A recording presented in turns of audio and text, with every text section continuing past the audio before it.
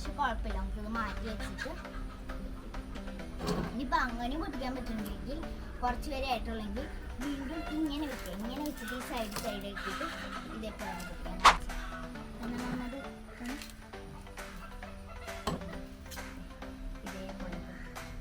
ഇനിയിപ്പോൾ അങ്ങനെ പറ്റുന്നില്ലെങ്കിൽ ഇങ്ങനെ ആക്കിയിട്ടും ഇത് പോരുന്നില്ലെങ്കിൽ ഈ സംഭവം കുത്തനെ വെച്ചിട്ട് ഈ സൈഡ് ആക്കിയിട്ട് പൊട്ടിച്ചാൽ അപ്പോൾ കുറച്ചൊന്ന് അപ്പം കിട്ടും.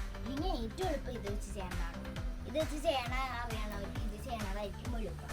കാരണം ഒറ്റടിയിൽ കാര്യം തീരും. പക്ഷെ ഇതറിയണവർക്ക് ഇതായിരിക്കും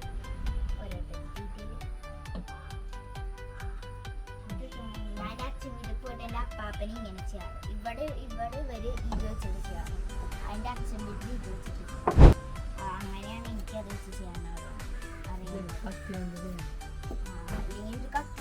കത്തി വെച്ചിട്ട് നമ്മളെ കത്തിൻ്റെ ഉള്ളിൽ വെച്ചിട്ട് ഇങ്ങനെ ഇത് ചെയ്യാം. പക്ഷേ ഈ ഉള്ളിലപ്പോൾ നമുക്ക് കത്തിയുടെ ആവശ്യമൊന്നുമില്ല.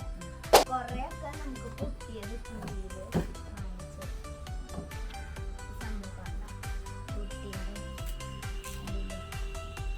ഒക്കെ പൊട്ടിയതാണ്. പക്ഷെ നമുക്കത് ഇതൊക്കെ പൊട്ടിയതാണ്. പക്ഷെ ഇത് നമുക്ക്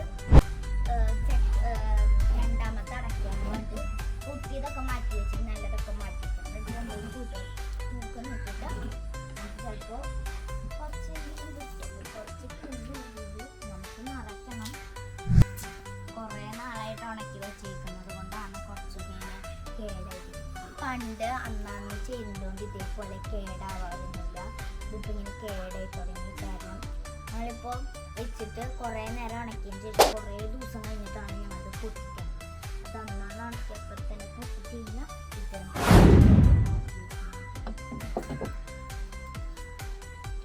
അപ്പം നമുക്ക് വേറൊരു ടൂളാണ്.